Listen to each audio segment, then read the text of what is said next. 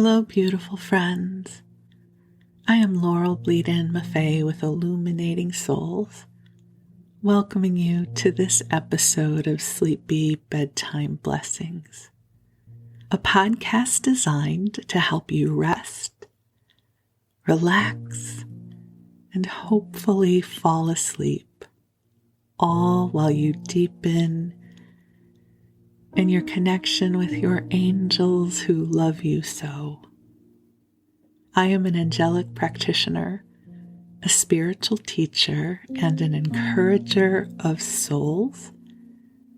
And this includes one-on-one angel sessions, soul mentoring, and a variety of classes designed to help you find your wings. It is my great joy to love, encourage, and support you on your path of light. And so in the morning or tomorrow, when you are awake, I invite you to visit me at my website, illuminating-souls.com, where you can find out more about my services and offerings. You can also find me on Facebook. I have a page where I publish inspiring messages every day. And also I have an email inspiration blast where I will joyfully send you an email message each day. So tomorrow you can just mosey on over to my website where you'll find information about all of this. But for now, the angels and I are here to help you hopefully fall asleep. If you're new to the World of Sleep podcasts, here's my suggestion. I recommend turning the volume down so you can hear it, but not so that it's so loud that you're compelled to listen to every word I say. The hope is that my voice will be comforting and inviting enough that it'll be easy for you to drift off. And while it may sound odd to be recording an hour's worth of content in hopes that you'll be asleep by the end, I assure you that is the intention. So we'll be together for about an hour, usually about the first 20 minutes or so. I share with you a little bit about the energy we're experiencing, and I bring in the angels. And then I tell you a story. And I promise not to share anything that is so important that you will feel compelled to stay awake. Instead, think of this as your bedtime ritual, where you are loved and the light comes in to support you, and your energy field is soothed so that it makes it easier for you to rest.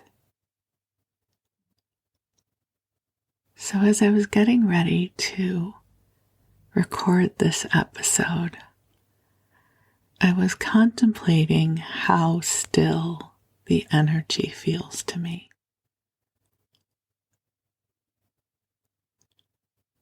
As I record this, it's a Sunday, and I love Sundays. Typically, the energy is quieter than it is during the week, and I am one who cherishes the quiet energy, even if I sometimes judge myself for taking advantage of it.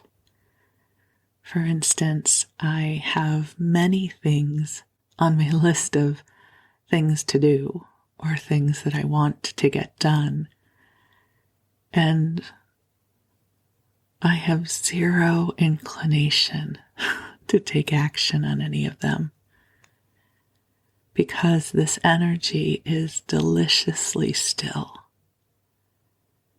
It's so rare that it is this quiet. And I don't mean just the volume, the audible volume. I mean the vibration feels still. And so this is my invitation to you to feel the stillness that is present with us right now. Because it is deeply compatible with sleep and rest and replenishment. So you just take a deep breath in and release. And just feel these waves of quiet that I am sending to you now.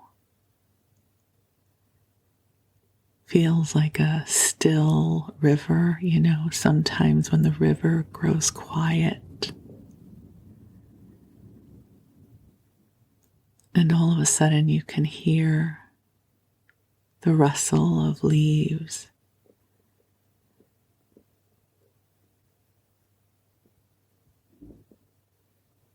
And it's absolutely delicious.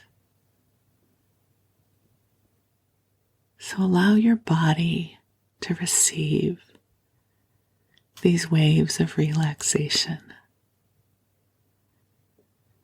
Cozy on up and snuggle on in. Allowing your bed to support your body in a way that feels deeply comfortable for you. And the angels are helping to amplify these soothing, relaxing energies for you.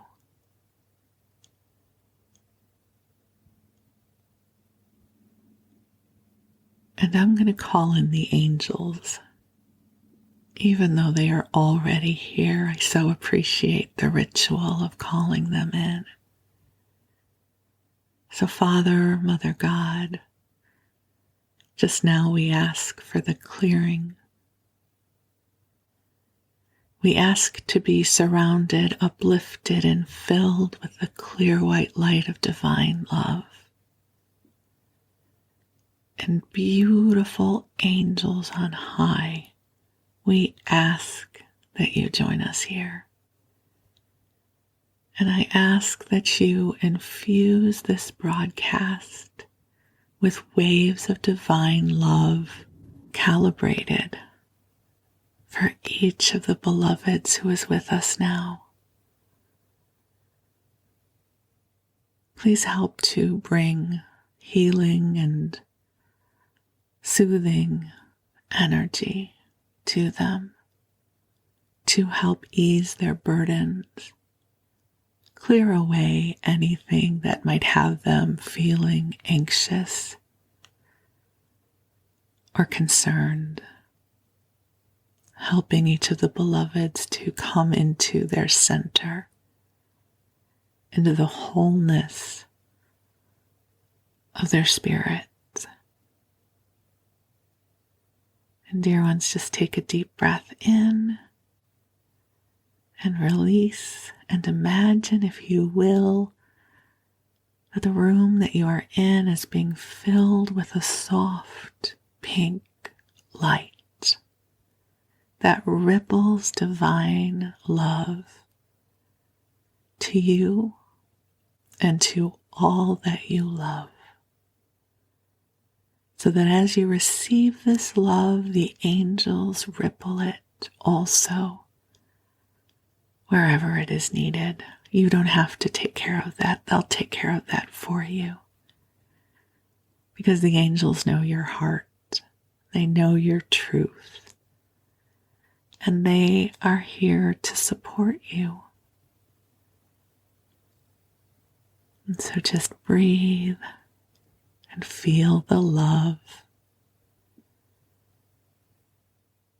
And also imagine that you're starting to feel a little floaty. Floaty, feeling a lightness of spirit coming to you. Because as you rest with your permission, the angels are going to help raise your vibration so that you have more altitude, so that it becomes easier for you to access the higher frequencies such as happiness and joy, lightness of spirit, and well-being. And I think we've done this in a previous episode, but I don't quite remember which one, but I'm guided to do this with you again. So many years ago, it would have been sometime after I started channeling, I was awake in the wee hours of the morning, contemplating, worrying about something. I don't even remember what it was, but it weighed heavily on me, and I called in Josephus and the angels for help. And they said, well, we could come in and try to talk to you about the issues, but what we would rather do is bring to you the vibration of divine joy so that you can receive it and it can inform you. And it was such a lovely invitation. I was intrigued with this process. So what they would go on to teach is that we often think of joy or happiness as causal. Yes, I am joyful because fill in the blank, because I get to see you, because I got the promotion. The joy gets coupled with some event or some experience. But what if joy simply exists as a vibration? And what if we infuse this joy energy into our energy fields and it helps us to feel better, to feel more resourceful? And the angels explain this in a way similar to how when our bodies are depleted of a certain nutrient, let's say vitamin D, when our vitamin D levels are balanced, we feel better. And the same is true vibrationally. So I often do this in my classes. Depending on our theme, the angels will bring forward an attunement of divine joy. The way you might bask in the sunlight to get warm, the angels bring in the light of divine joy to inform our energy fields. And so this is what I'm guided to do for you tonight with the angels taking the lead. So here's how it'll work. Get comfortable if you're not already, and take some breaths in and out. And imagine, if you will, the imagination as a great gateway to receive these frequencies that the angels are bringing to you, a download, an attunement, filled with divine joy that has been calibrated just for you. So begin to imagine what this would feel like. What is divine joy? What would it feel like as you? And allow it to inform your energy field, your mind, your heart, and your body. Just breathe in the vibration of divine joy. And it's all right if you're not feeling anything or if you're not aware of anything. These energies are subtle. But imagine going to sleep on a pillow of divine joy that is cradling you and holding you aloft. It's holding you up off the earth a little bit so that you can reconnect with the beautiful divine source energies that help to center you and infuse you with your true light of spirit. So just allow the divine joy to inform you, to help you remember the brightness of your spirit. Make space for yourself to come into deep intimacy with divine joy. To know that you are not responsible for chasing it down or making it happen, that it exists. And as you raise your vibration up and as divine joy is brought to you, that it helps refuel you. So imagine, if you will, that a cascade of light is coming to you. And your entire beingness knows how to absorb this. You are like a flower on a sunny day, that the flower that just sort of stands a bit taller because the sun is out. This is how your vibrational field responds to the vibration of divine joy.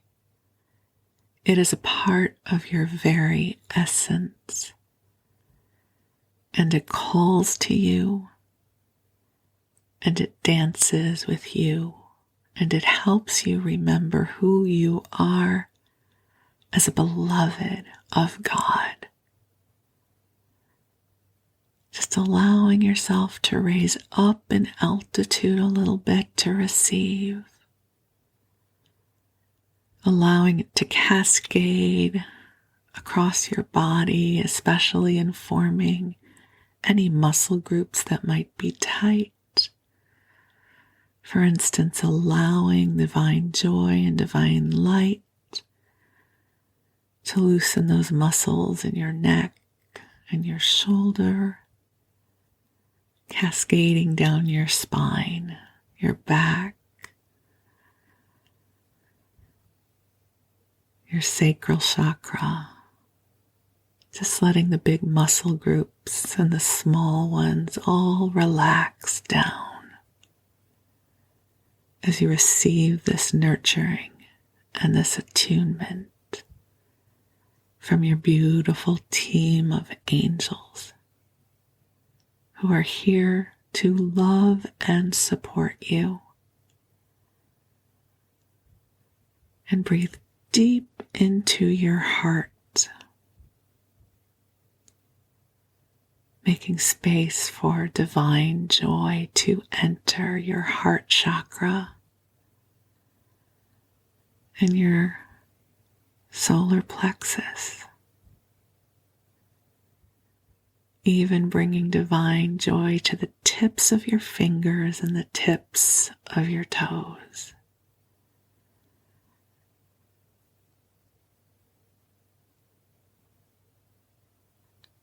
And feel the beautiful, bright frequencies coming to you now that are here to help inform you, that are here to help inspire you, that are here to help open your path of ease and grace. You are truly a beautiful blessing in this world. And you have an intimate relationship with the vibration of divine joy. It always exists here for you, just as all the colors of the rainbow always exist in the universe, even when they're not visible to you. You know the colors still exist. And you know the love of God is still present, just as you know now that the vibration of divine joy is also always here. And this is your invitation to tilt your face towards the light and receive. allowing God's pleasure to shine upon you.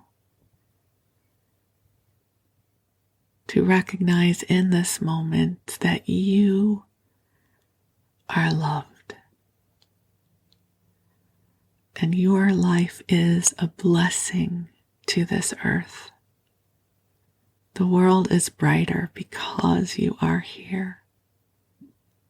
And the angels and I are so deeply grateful for this opportunity to love and support you. And if you're open to it, the angels will work with you tonight while you sleep to help calibrate you to even more waves of divine joy, so that in the coming days and weeks you become even more familiar with the flow of divine joy that is available to you and through you. Isn't that a lovely invitation? I'm going to take them up on that too. And so you just go ahead and drift off. The angels are with you. And I'm going to tell you a story. So tonight I thought we could jump in the Wayback Machine together and visit Hollywood in 1919. We did this once before in a previous episode, and I found it so interesting, and perhaps you did too. And I was guided to do this again. So in this context, we are talking about Hollywood, the neighborhood, versus Hollywood, the entertainment industry. And as I've shared with you before, especially for those of you who live in other countries, the urbanization and the development of many of the major cities here in the U.S. is relatively new. That the Los Angeles that you know now did not exist in the early 1900s. It was still a city that had much undeveloped land, and so we're going to hear a bit about that. So this is from the publication Holly Leaves, which was all about the area of Hollywood, and this is from July 12th, 1919. This was just a little article that I found fascinating. It says, the DeMille Aviation Field, so that would have been Cecil B. DeMille, who had an aviation field. Remember, at this time, airline travel was still relatively new. So the DeMille Aviation Field at Crescent and Melrose has been recommended by the Committee of City Officials and Army Officers for use as Los Angeles's municipal landing place for airplanes and airships. 5 sites were inspected and viewed from every angle. The DeMille Field was declared to possess the greatest number of points in its favor: transportation facilities, water, power, contiguity to the city proper, proximity to skilled aeromechanics, hangars, and other facilities. So I had to look this up. I thought they meant Crescent Heights, but what I didn't know was that Fairfax Boulevard is what Crescent used to be. So this airfield would have been at Fairfax and Melrose, which is now urban. And it's fascinating to me that this was so undeveloped that it could be used as an aviation field. There also is a little snippet. I don't know who Madame Nazimova is, but she purchased the W.H. Hay residence at 8080 Sunset Boulevard. And that is now where Crescent Heights and Sunset is. So that used to be a residential area. We'll keep going. And this next article outlines some of the residential real estate transfers or sales that have happened. So here's some of the homes that were sold. a 3-acre hilltop lot, number 1, in Laughlin Park. I'm not sure where that is. For the Laughlin Park Company for $32,000. And they plan to erect a magnificent residence on this lot immediately. A lot on Havenhurst Drive, and the price was $2,050. A 9-room Swiss chalet at 1759 Taft Avenue for $13,000. A 6-room bungalow at 6320 Fountain Avenue for $26,50. The southwest corner of Sunset Boulevard and Fuller for $5,375. A 13-room residence at 806 Rodeo Drive for $16,500. The W.C. Hillman residence at 1745 Orange Drive for $30,000. And then there's an ad for a grocery store. I always find it so interesting to hear how much things cost. So how about if I share this with you? So on special, it's Golden Age macaroni spaghetti noodles, and those are 5 cents a package. Kellogg's peanut butter and a 7-ounce glass is 12 cents. Walnuts are 38 cents a pound. Almonds are 35 cents a pound. Peeled apricots are 35 cents a pound. Cream of wheat is 28 cents. Grape nuts are 18 cents. 5 pounds of gold medal flour, 45 cents. Now we get to the good stuff. A pound of Ghirardelli's chocolate, 35 cents. Hershey's half-pound cocoa, 21 cents.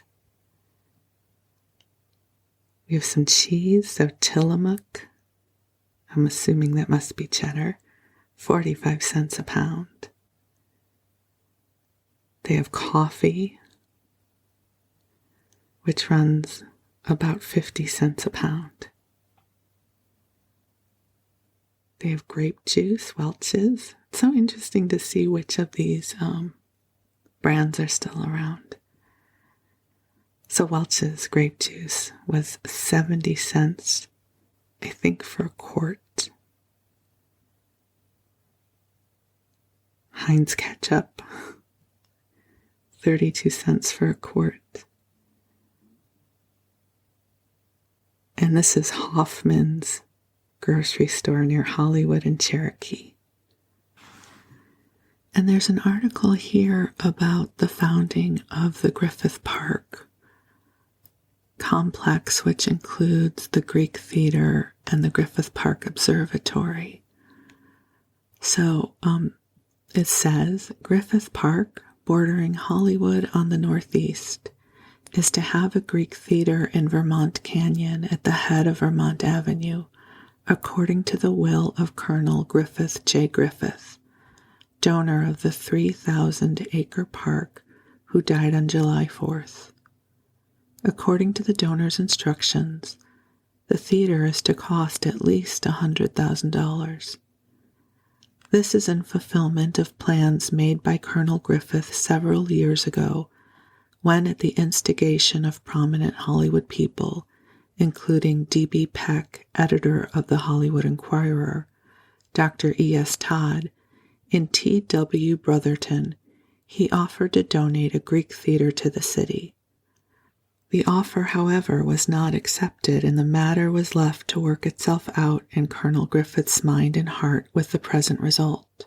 Colonel Griffith's benefaction also includes an observatory on the top of Mount Hollywood and a Hall of Science.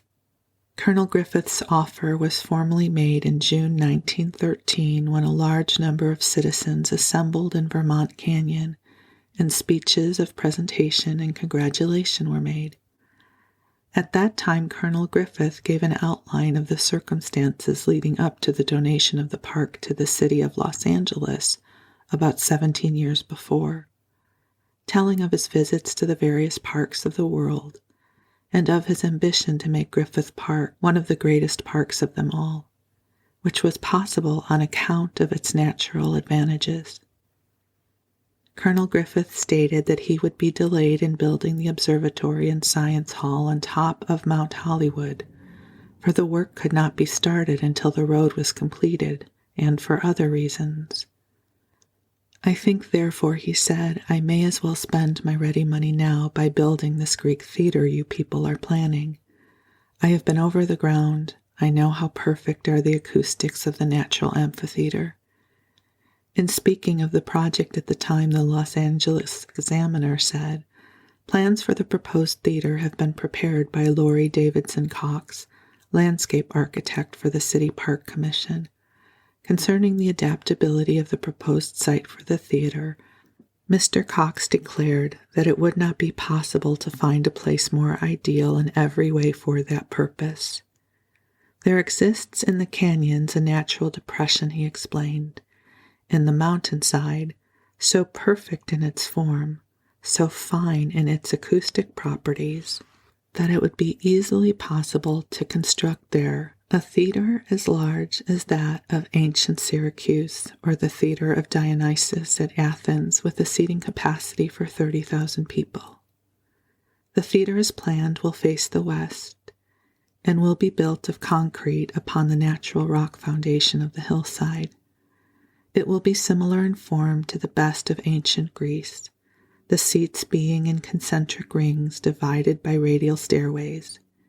It is planned to divide the hill into 4 sections, separated by promenades, and a similar promenade shaded by overhanging pergolas will surround the upper rim.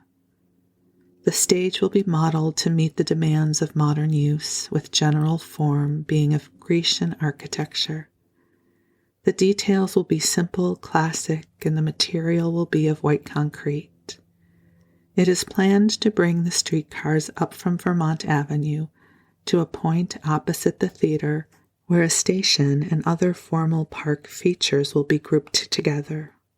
The theater as planned will be made to accommodate a monster audience either day or night.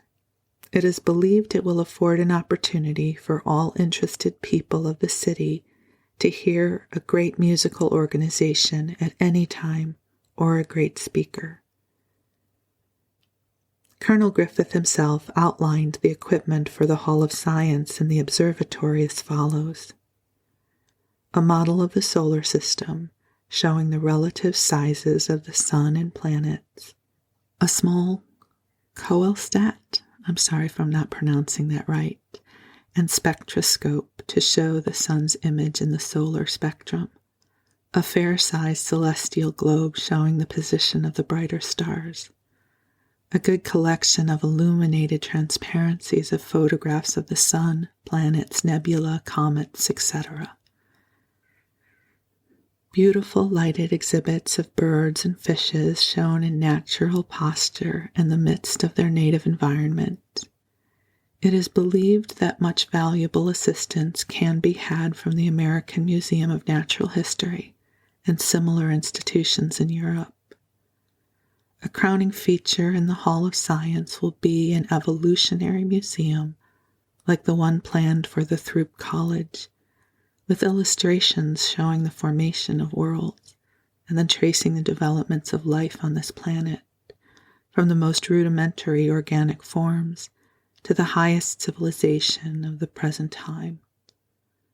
The Hall of Science will be so constructed that it will have a large moving picture plant for educational purposes and a seating capacity for several thousand people. High and above the Hall of Science will be the popular observatory, complete with its 12-inch telescope. And if you've ever been to Los Angeles, you will know that his vision came to pass. The Greek Theater is a really magnificent place to see or hear a concert, and Griffith Observatory is breathtaking. And good on him for having the vision and the resources to bequeath that to the city. It is a gift that continues giving. So over 100 years later, people are still finding joy at Griffith Park and Griffith Observatory. I mean, what could have so easily been developed for houses and individuals was created for the greater populace, and it is a beloved area of Los Angeles now. That's really beautiful. And there's an ad here for the Crotona Institute of Theosophy. I mentioned this in the last one we did about Hollywood. It was up in the mountains of Hollywood. So Foothill, end of Vista Del Mar Avenue in Hollywood. Free public lecture every Sunday afternoon at 3 o'clock. All branches of Theosophy taught in the Institute. 6 weeks summer session, June 9th to July 19th. Students may enter at any time. Ask for syllabus. Mailed free on application. The phone number is 57552, so a much shorter string of numbers. Library, cafeteria, and campus open to the public daily, and theosophical literature is on sale. Oh, I would love to have been able to go to that. That would have been remarkable. If you haven't looked at any of the theosophical literature that's out there, you are in for a treat. And here's some information about a spectacular house that was being built in Beverly Hills. It says, among the building enterprises of the Frank Moline Company are 4 attractive homes soon to be erected in various residential districts for clients of Mr. Moline. Thorne of Chicago, a residence of the Spanish Renaissance type of architecture, which will soon be erected on Lexington Road, Beverly Hills, where the owner has purchased a 5-acre knoll site. The house, containing 17 rooms, will cost approximately $50,000, which was a lot of money back then. It will have terraced gardens, a group of fountains, and a Spanish courtyard. Another of these homes is for W.A. Holt, advertising manager of Bullock's, at 515 Irvington Boulevard, Windsor Square. It will be of the colonial type of architecture, will contain 11 rooms, and cost about $20,000. A home also of the colonial type will be built by the same firm for Mrs. A. J. Verheyen at the corner of Selma and Laurel Avenues. This house will contain 14 rooms and will have a site of 2 acres. The Italian Renaissance style of architecture has been selected for the home being built for Mrs. J. H. Myers at the corner of 6th Street and Lorraine Boulevard, Windsor Square. It will have 12 rooms and will be surrounded by an Italian garden. And I just thought now would be a good time to share with you that I actually lived on Laurel Avenue for about a year when I lived in Los Angeles. Not that that has anything to do with anything else, just a little tidbit from my life.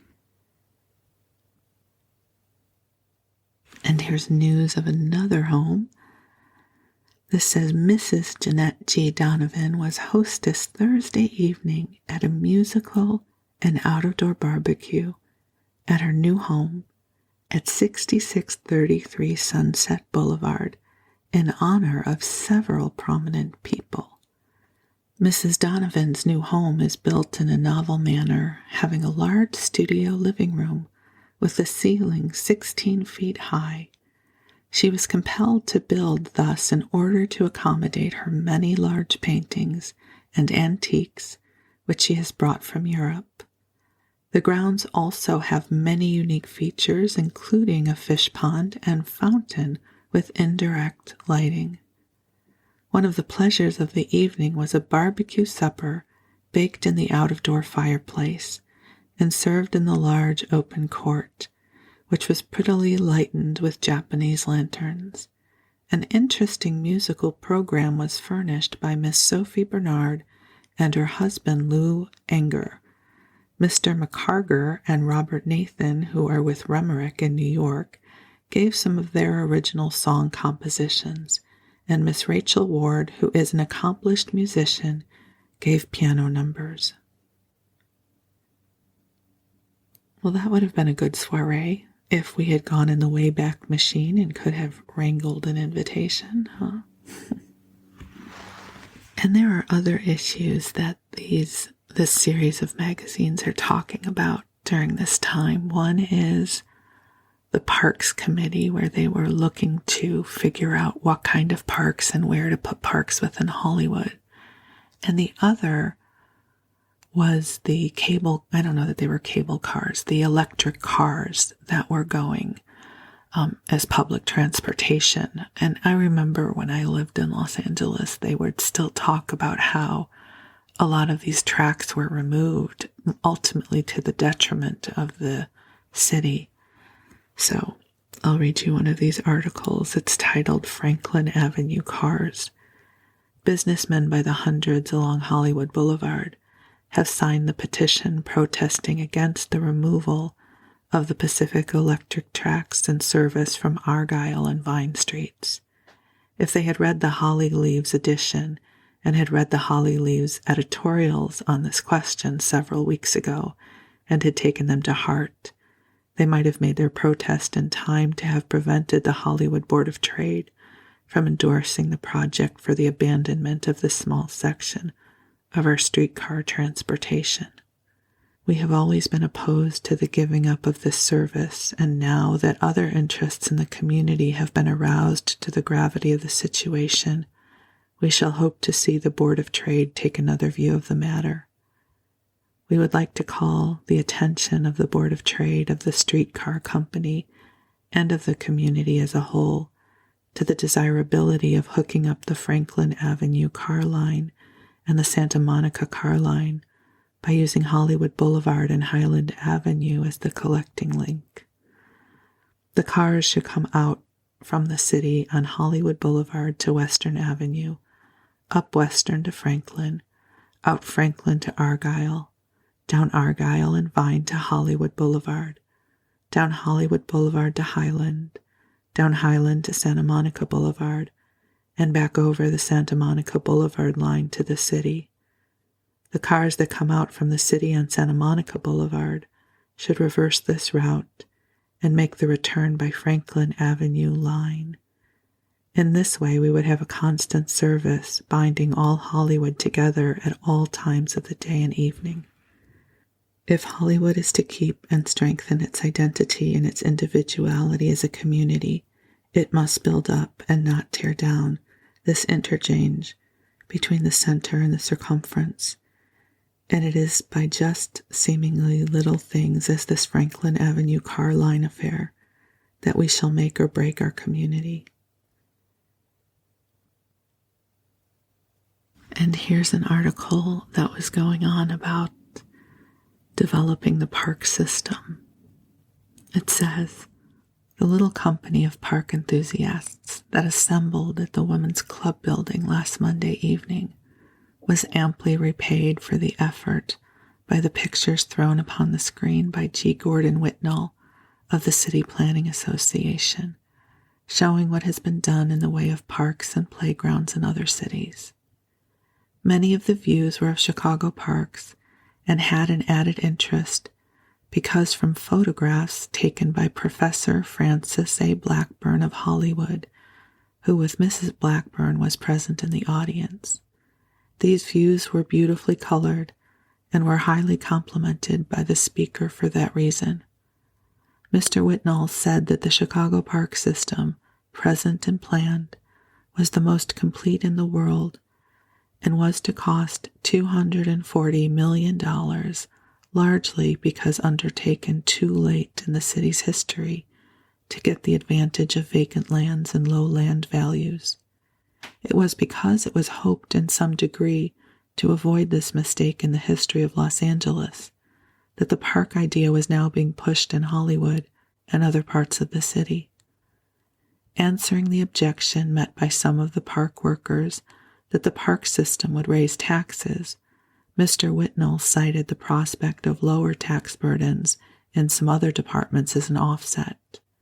It was explained that under a law just passed, the burden of paving and maintaining such through boulevards as Hollywood and Sunset would be removed from the street frontages and replaced in the city in general. This saving might well go to help funds for the park. In the discussion that followed Mr. Whitnell's talk, it was brought out that $500,000 for Hollywood parks would mean only about 50 cents a foot in Hollywood frontage, and that the spreading of this small tax over a period of 20 to 40 years, as provided by law, would make the burden infinitesimal and negligible. James Withers, the lad who was leading in the membership contest, told the people about some of his experiences in getting his 88 members for the Park Association and promised 50 more by Friday night. Other experiences and valuable advice were given by Gabor Hagi, I don't know if I'm pronouncing that name right, Mrs. Blackburn, and others. An application blank for membership in the Hollywood Memorial Park and Playground Association can be found on page 17. And here's an article about a wedding. I always love these. It says, at a brilliant home wedding on Wednesday evening, Miss Clara Elizabeth McNeese, daughter of Mr. and Mrs. S.J. McNeese of 6272 Sunset Boulevard, became the bride of Ralph McCabe Haywood, son of Mr. and Mrs. L.A. Haywood of 1640 Argyle Avenue. The ceremony was performed in the presence of about 60 friends by the Reverend Homer Pittman, formerly of Dayton, Ohio, at the home of the Haywoods, where he had baptized the groom in his infancy. The bride was gowned in white georgette beaded. She wore a veil and carried bride's roses. Her bridesmaid was Miss Ruth Bowron of Los Angeles, who was gowned in pink and carried pink roses. Mr. Haywood's best man was Joseph Riddick, a friend of his university days. There were no other attendants save the little ring-bearer, Georgia French. The wedding music consisted of Pecaws and Dawning, and both bride and groom are graduates of the Hollywood High School, from which Miss McNeese went to the normal school and then spent 3 years as teacher in Nevada and Arizona. Mr. Haywood, after his high school course, continued his studies at the University of Southern California, from which he entered the service and was in officers' training camp when the armistice was signed. Mr. and Mrs. Haywood are to live at Catalina Island, where they will be at home after a brief honeymoon, in a cozy cottage overlooking mountains and sea. So they're going to be living on Catalina, which is interesting. It said, since his discharge from the Army, the groom has been in business with his father with dry goods stores in Hollywood and Avalon, and the young man has now taken over the Catalina store as his own enterprise, the wedding gift of his father. He has been prominent in Hollywood, especially in the young people's activities of the First Methodist Church, and the best wishes of many friends of both groom and bride follow them to their island home. Congratulations, 100 years later. And here's some urban planning. A petition has been presented to the City Council for the opening of Beechwood Drive from the present stub end at what would be DeLongpre Avenue extended through to Sunset Boulevard. The lands concerned is a part of the Cole property, and the opening has been in contemplation for a long time. The improvement will fill a long-felt need and many residents and property owners are anxious for its early consummation. So for those of you who know Beechwood Canyon, Beechwood Drive, very popular place. And here's another article about urban planning, Lower Cahuenga Pass. The highway through mountains likely to be improved as country club result, new building planned. The improvement of the highway through Cahuenga Pass by the cutting down of the grade at the top is one of the benefits that the public is likely to obtain from the success of the Hollywood Country Club, whose membership roster is now being formed. The club home will be the famous Holt Estate on the Ventura Road, and the resulting increased traffic between that point and Hollywood is expected to bring to a head the long contemplated lowering and widening of the pass, therefore. The plan most in favor is to cut a new roadway along the right-of-way of the Pacific Electric Line, just west of the tracks and at practically the same level. This road would then be used as one-way boulevard up and pass, while the present road would become the one-way boulevard down. The improvement of the highway through the pass will be one of the first questions taken up when the new club begins operations. Plans for the new locker and shower building of the club have already been approved. Plans are also being drawn for the club gymnasium and plunge, which will be in another building. So there's some background about Cahuenga Boulevard, Cahuenga Pass, which I have driven on many a time. And we'll end with this little article. It says, "Only yesterday, a backward glance at the Hollywood of the past and a glimpse of the future," by E.K. Isaacs. Some hold that there is no yesterday and no tomorrow, that all is today and eternal now. The majority of us, however, take cognizance of the three major tenses of our grammars, past, present, and future, and conduct our life switching on the three-way plan. The average mortal seems to live as much in the past and in the future as in the present. It was only yesterday, some 25 years ago, that my little black horse and buggy took me back and forth from Los Angeles to a Lancashire peach orchard. And I should say the Lancashire peach orchard was likely in the valley. That was known, I think, as like the Lancashire Ranch area. I think that's what he's talking about. The dusty road made a cragged turn at what is now the great business center of Sunset and Cahuenga, but which then had only a little country store, a saloon, and a watering trough in front, and a mud puddle in front of the trough. I stopped regularly at that front watering trough for the benefit of the horse, for even then it was recognized that cold water was good for the horse radiator, and a cool mud puddle was considered soothing and vulcanizing for the horse's tread. In due course, the horse, of its own accord, stopped regularly at said watering place, but whether for its own benefit or that of the driver is a question with an objecting attorney would designate as incompetent, irrelevant, and immaterial.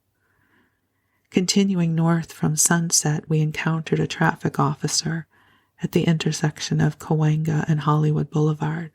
The traffic officer was a trespass officer, a scarecrow, to give visual and telepathic suggestions to the tribes of fur and feather to further their interests and feather their nests elsewhere. Winding up Cahuenga, we came to where Cahuenga meets Highland, only they did not meet, for there was no highland, although high land was in evidence on all sides. There was a house at that point which they called a roadhouse, but my black horse developed no inclination to stop there, first because there was no watering trough, and second because a frightful-looking and sounding turkey gobbler raced the engine of the steed to apply the emergency brake even on the upgrade. It might be remarked that also then the acoustic qualities of that locality were such that a woman could hear herself talk at some distance. In that yesterday there were no reckless and wreckful, high-powered sightseeing trucks to dispute the right-of-way with Van Nuys or other nice red trolley cars, and that made the accident rate lower. The law of compensation was as operative yesterday as it is today. And thus, as we meditate on the Hollywood of today and contemplate the Hollywood of tomorrow, we cannot escape the conclusion that Hollywood, as well as the movies, is moving, and that progress as well as the airplanes is in the air. Yesterday, a small, dusty, ganglionic center at Sunset and Cahuenga with a few chuck-holed roads radiating. Today, a score or more of ganglionic business centers with miles upon miles of paved boulevards, avenues, and streets, lined with business buildings, stately apartment houses, flat buildings, and dwellings, ranging from cozy colonial to magnificent mansion. Tomorrow, Hollywood Boulevard, solid business from Vermont to La Brea, with a few skyscrapers in the bargain, all residence streets improved and beautified, mansions galores on hillsides and knolls, parks and playgrounds and Greek theaters in the hollow of nature's hand, and adequate streetcar service. Of course, churches and schools and clubs will continue in the forefront as evidence that the religious and intellectual and social phases of the community are on par and above par in relation to the so-called material phases. If Paul were a citizen of Hollywood now, he would perhaps address us thus: profiting by the things of the past, let us reach forth unto those things that are before, and press toward the mark for the prize of Hollywood's high calling. That's so interesting. I wonder what he would make of Hollywood now, which is so crowded, so developed. So there you go, a little voyage in the Wayback Machine to the Hollywood of 1919. And I hope by now you are asleep. If you're not, you can queue up another episode and the angels and I will continue keeping you company. And I wish you the sweetest of dreams. I wish you joy. I wish you well-being. And I wish you blessings of love. We'll talk to you soon. Thank you.